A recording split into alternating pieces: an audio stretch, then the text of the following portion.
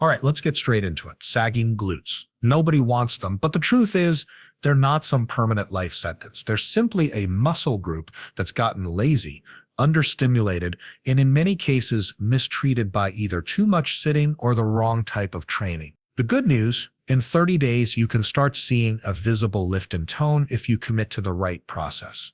But here's the catch. You can't just do random Instagram booty workouts and hope for the best. You've got to train intelligently, eat to support muscle growth, and recover so your body actually adapts. First, let's clear a myth. A sagging butt isn't always about body fat. Yes, too much fat can change the shape, but more often it's about a lack of muscle volume. If your glutes aren't full, they naturally sink in shape. That's why resistance training is non-negotiable. You need exercises that target all three glute muscles. The gluteus maximus for overall size, the medius for that upper side lift, and the minimus for stability and shape. Squats and lunges are great, but the real MVPs for glute lift are hip thrusts, Bulgarian split squats, and step-ups done heavy enough to challenge you, not just feel like cardio. Second, progressive overload is your best friend. Doing the same weight, same reps, and same sets week after week is like telling your glutes, stay exactly as you are. You want to gradually increase the challenge, more weight, more reps, more sets, or shorter rest times. This forces the muscle fibers to adapt by getting stronger and fuller, and that fullness is what gives the lifted look. You can't fake this with bands alone. Bands are great for activation, but real change comes from loading those muscles like they're meant to be loaded. Third, nutrition. You can't build muscle out of thin air. Your glutes need fuel, specifically protein, to repair and grow muscle tissue, and enough calories to support that process. If you're in a big calorie deficit, your glutes won't grow. They might even shrink. The sweet spot is eating slightly above maintenance if you want maximum growth, or at least maintaining while focusing on high-protein, nutrient-dense foods. Think lean meats, fish, eggs, dairy, beans, plus a mix of healthy fats and carbs for energy. Finally, recovery. Training hard is great, but if you hammer your glutes every single day without rest, you're just breaking them down without letting them rebuild. Muscles grow when you rest, not while you train. That means at least 48 hours between hard glute sessions, plenty of sleep, and maybe even active recovery like walking or light cycling to keep blood flowing without overworking them. If you put all of this together, heavy, targeted training, progressive overload, smart nutrition, and proper recovery, your glutes will respond. 30 days is enough to see a lift, a tighter shape, and more confidence in how your clothes fit. It's not magic, it's muscle science. And the best part? Once you've built them up, it's much easier to keep them high and firm for the long haul. All right, let's talk about targeting all the glute muscles. Because if you want to lift and tone sagging glutes, you can't just pick a couple of random booty moves and hope for miracles. The glutes are not just one lump of muscle sitting back there. They're a team of three: the gluteus maximus, the gluteus medius, and the gluteus minimus. And like any good team, each member has a job, and if one of them is slacking, the whole team suffers. Most people only ever train one part, usually the maximus, and then they wonder why their butt doesn't look rounded or lifted from all angles. That's like only painting the front of your house and wondering why it still looks terrible from the sides. The gluteus maximus is the big boss. It's the largest muscle in your body, the powerhouse that gives your glutes most of their size and force. It's responsible for hip extension. Think driving your hips forward in a hip thrust, standing up from a squat, or pushing through your heels on a lunge. If you neglect this guy, your glutes will lack that overall fullness that makes them look perky. This is where heavy lifts matter. Hip thrusts, barbell glute bridges, Romanian deadlifts. These aren't just Instagram trends. They're proven muscle builders. And yes, heavy means heavy. Not I grab the pink dumbbells because they feel comfy. Heavy. Heavy enough that you can't do more than about 8-12 reps before your muscles are screaming for mercy. That's how you tell the maximus to wake up and grow. Then we have the gluteus medius. This one's the unsung hero. It sits more toward the side of your hip and is critical for stability and shaping that upper outer curve of your butt. You know, that little lift at the top that makes leggings sit perfectly? That's the medius at work. Most people undertrain it, which is why their glutes can look flat from the side and why their hips wobble when they walk or run. To hit the medius, you've got to add movements that involve hip abduction, moving your leg out to the side, Bulgarian split squats with a forward lean, lateral band walks, single leg step-ups, and cable abductions are gold here.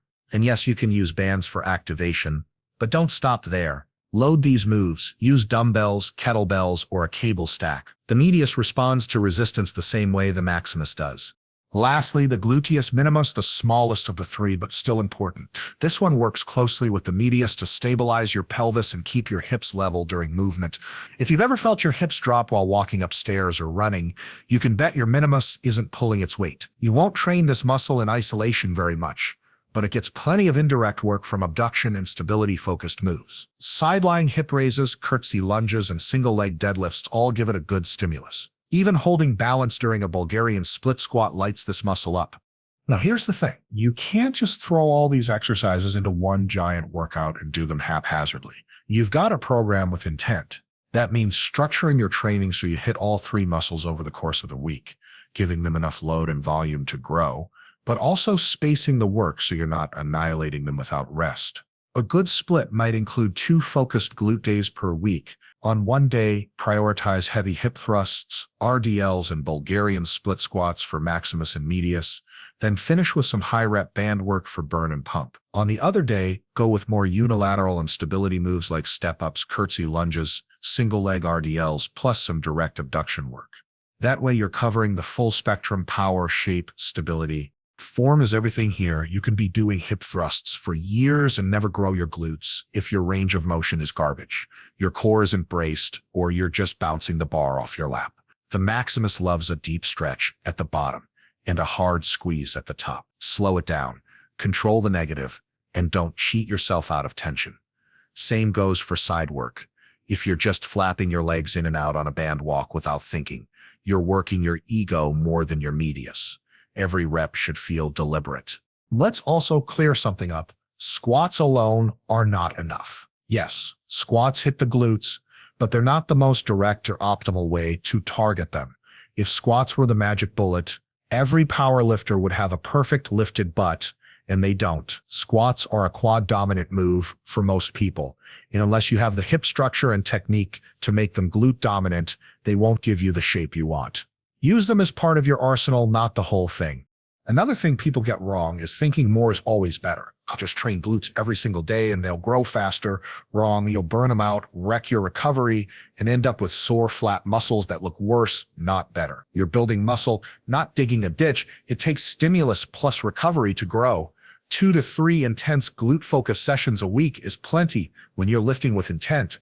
The bottom line is, targeting all glute muscles is not about variety for fun. It's about hitting each muscle in the way it's meant to be hit, so that the end result is a fuller, higher, rounder set of glutes from every angle. Train heavy for size, train laterally for shape, train unilaterally for balance, and keep your technique razor sharp.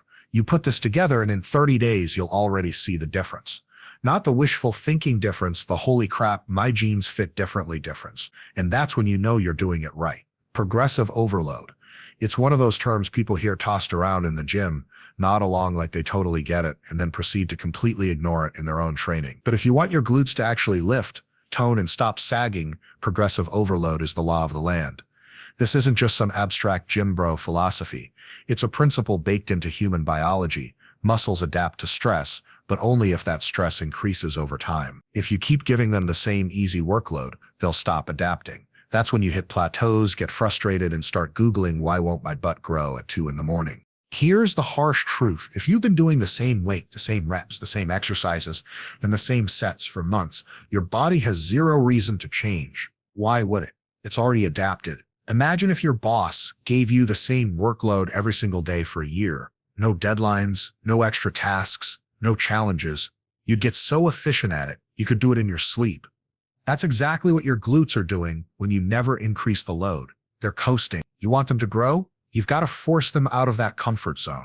Progressive overload comes in a few main flavors. The most obvious is adding weight. If you hip thrust 80 pounds for 12 reps today, aim for 85 or 90 next week. Even if you only get 80-10 reps at that heavier weight, over time, those small jumps add up to serious strength and size. But it's not just about slapping on more plates every session. That's a fast track to bad form and injury. You've got to earn your increases. When you can hit the top end of your rep range with good form, that's when you nudge the weight up. Another method is adding reps with the same weight. If you're stuck at 3 sets of 10, Push for 11 or 12 reps before adding load. Those extra reps are more work for your glutes, and more work means more adaptation. Then there's adding sets. If you've been doing 3 sets of Bulgarian split squats for months, try 4 sets. Just remember, more sets means more total volume, and volume is a key driver of muscle growth. You can also manipulate rest times. Shortening your rest forces your muscles to work harder under fatigue, which can stimulate growth in a different way. For example, instead of resting 2 minutes between hip thrust sets, try 90 seconds. That said, don't go so short that you compromise your ability to lift heavy. Remember, load still matters. There's also tempo control. Slowing down the eccentric lowering phase of your lift creates more time under tension, which is a big deal for hypertrophy. Imagine doing a Romanian deadlift where you lower the bar over 4 slow seconds instead of just dropping into the bottom. Your glutes will light up like they've never met gravity before. Now, here's where most people mess up. They confuse random variation with progressive overload. Just doing a bunch of new exercises isn't the same as actually increasing the challenge. Switching from barbell hip thrusts to kettlebell swings might feel different, but if the load, reps, or intensity aren't increasing, you're not truly overloading. Your body adapts to progress, not novelty for novelty's sake. Tracking is non-negotiable here. You can't apply progressive overload if you don't even remember what you lifted last time. Keep a training log, whether it's an app, a notebook, or the Notes app on your phone. Write down the exercise, weight, reps, sets, and even how hard it felt. That way, next week, you're not just winging it, you're intentionally trying to beat your previous performance. That small competitive edge with yourself is what keeps the gains rolling.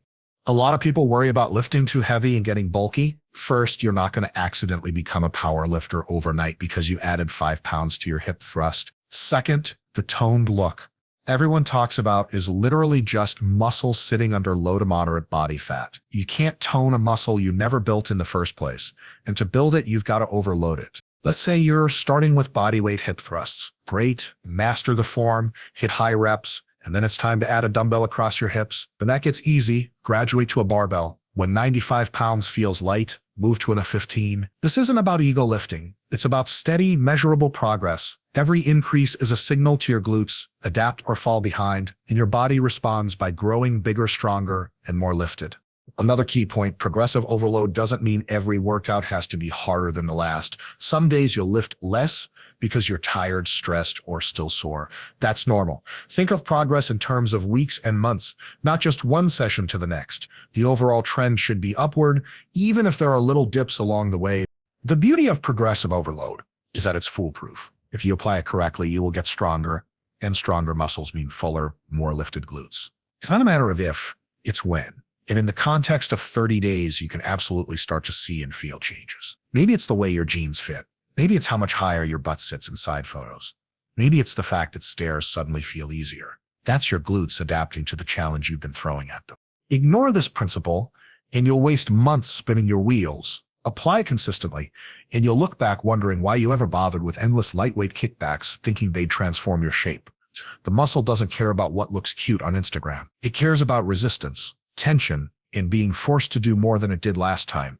That's the truth of progressive overload, and your ticket to glutes that actually defy gravity. Let's get real about this. You can train your glutes like an absolute champion, nail your form, push your limits with progressive overload, and still fail to see the lift and tone you're after if your nutrition is a disaster. Muscle doesn't grow out of thin air. It needs building materials, and those materials come from the food you eat. Think of your glutes like a construction site. The training is the construction crew doing the work, but nutrition is the truck delivering the bricks, cement, and steel. If the truck shows up empty, there's nothing to build with. And then you're stuck wondering why your glutes still look like they missed the memo. First and foremost, let's talk protein. This is the king of muscle-building nutrients. Every time you train hard, you create tiny tears in your muscle fibers. Protein is what your body uses to repair those fibers. And when it repairs them, it makes them thicker and stronger. That's literally how muscle grows. If your protein intake is too low, your body can't keep up with the repair demands, and progress slows to a crawl. You want to aim for somewhere around 1.6 to 2.2 grams of protein per kilogram of body weight per day. That means if you weigh 60 kilos, you're looking at roughly 132 grams daily. That's not a random snack here and there. That's deliberate, consistent intake spread across your meals. Where do you get it? Lean meats. like chicken, turkey, and beef, fish like salmon and tuna, eggs, dairy like Greek yogurt and cottage cheese, and plant sources like lentils, beans, tofu, and tempeh. Whey or plant-based protein powders can help fill the gaps, but they're a supplement, not a magic fix. Think of them like the last 10% of the puzzle, not the whole picture. Next up, calories. Here's a truth bomb. You can't be in a massive calorie deficit and expect to build lifted full glutes. When you eat way below maintenance, your body prioritizes survival over growth. It doesn't want to spend precious energy repairing and adding muscle if it thinks resources are scarce. If your primary goal is to lift and tone sagging glutes in 30 days, you need at least enough calories to maintain your weight, and ideally a slight surplus. That doesn't mean eating like you're at an all-you-can-eat buffet every night. It means giving your body just enough extra fuel to support new muscle growth without piling on unnecessary fat. Carbs also play a big role here. They're your body's preferred energy source for intense training. When you lift heavy, your muscles use stored carbs, glycogen as fuel. If you're chronically low carb, your workouts suffer. You can't push as hard, your volume drops, and guess what? Your glute gains slow down. Whole grains, rice, potatoes, fruits, and vegetables are your friends here, and no, eating carbs at night won't magically turn them into fat. That's a myth that needs to be buried for good. Your total daily intake matters far more than the clock. Healthy fats are the final macronutrient puzzle piece. They support hormone production, and hormones like testosterone and growth hormone are critical for building muscle. You don't need to go overboard, but 20–30% of your total daily calories from fats is a good ballpark. Sources like avocado, nuts, seeds, olive oil, and fatty fish are solid choices. Now, hydration. Yeah, I know it sounds basic, but water is not optional if you want your body to perform and recover well. Muscles are about 75% water, and dehydration tanks your strength, endurance, and recovery speed. Aim for 2–3 liters a day as a baseline, more if you're training hard and sweating a lot. And before you even ask, no, chugging 6 cups of coffee does not count toward your water intake in the same way.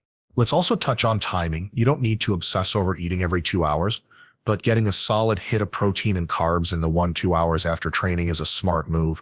Your muscles are primed to absorb nutrients then, and it helps kickstart recovery. A post-workout meal might be something like grilled chicken with rice and veggies, or Greek yogurt with fruit and honey. The key is balance, protein to repair, carbs to refuel, and maybe a bit of fat to round it out.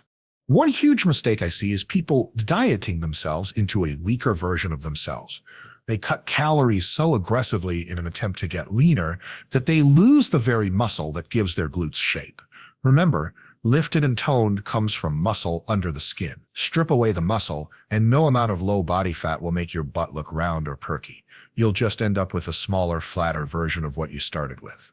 If you're worried about gaining fat while eating more, relax. Muscle takes time to build, and small calorie surpluses, paired with intense, smart training, tend to result in lean gains. Track your progress not just with the scale, but with measurements, photos, and how your clothes fit. Sometimes the number on the scale barely moves, but your glutes look and feel dramatically different because you've swapped fat for muscle.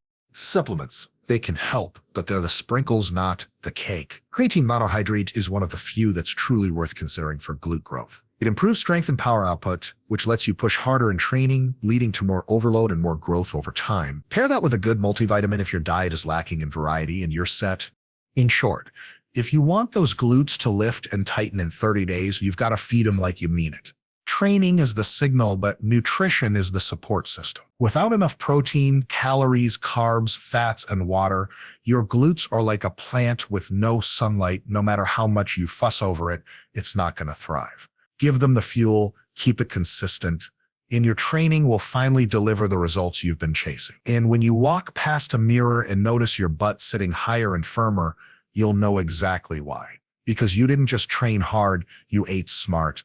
Recovery, the most underrated, ignored, and yet absolutely essential piece of the glute building puzzle. People love to talk about training and they love to talk about nutrition, but when it comes to rest, suddenly everyone turns into a toddler who refuses to take a nap because they think they'll miss something. The problem is, without proper recovery, your body can't adapt to the training you're doing. That means no matter how perfect your hip thrust form is, no matter how heavy you lift, and no matter how clean you eat, your glutes will stay stubbornly the same if you're constantly beating them down without letting them rebuild. Here's the science of it. When you train, you're not building muscle, you're breaking it down. That soreness you feel the next day, that's microscopic damage in your muscle fibers. The actual growth happens in the 24 to 72 hours after your workout, when your body repairs that damage and makes the muscles bigger and stronger so they're better prepared for the next challenge. If you never give your glutes that window, you're stuck in a cycle of breakdown without rebuilding. That's not growth. That's just fatigue. So, how much rest do you actually need? For most people, hitting your glutes hard 2 to 3 times per week is plenty.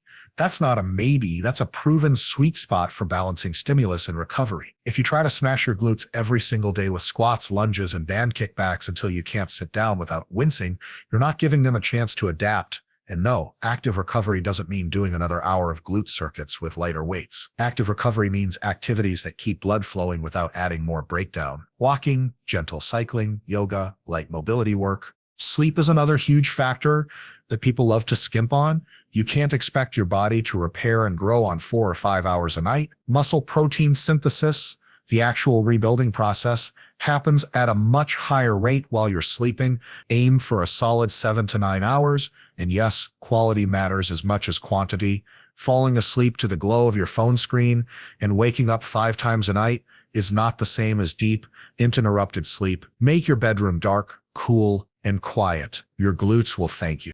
Then there's the concept of deloading. It's not glamorous, but it's effective.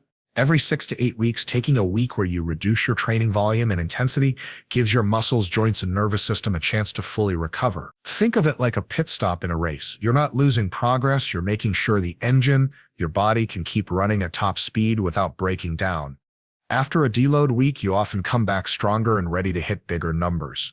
And let's not forget about stress management. High stress levels mess with your hormones, recovery, and even your ability to sleep. Cortisol, the stress hormone, in chronically high amounts can slow muscle growth and increase fat storage. That doesn't mean you need to quit your job and live on a beach, but it does mean finding ways to manage daily stress. Meditation, deep breathing, stretching, or even just taking time to do something you enjoy can keep stress in check and recovery on track. Nutrition plays a role in recovery too, beyond just fueling workouts. The same protein, carbs, fats, and hydration you use to grow your glutes also help repair them. Carbs post-workout help replenish glycogen stores, protein helps repair muscle fibers, and healthy fats support the hormonal environment for growth. Skimping on food is a surefire way to slow recovery.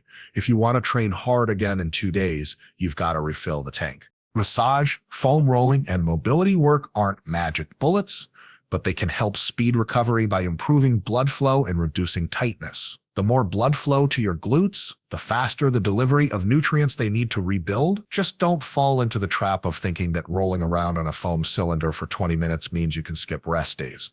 It's a supplement to recovery, not a replacement for it. Here's another mistake I see. People confuse soreness with effectiveness.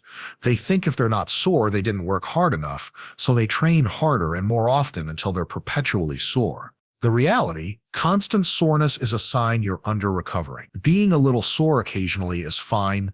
Being wrecked for days is not a badge of honor. It's a red flag that you're digging a recovery hole you can't climb out of.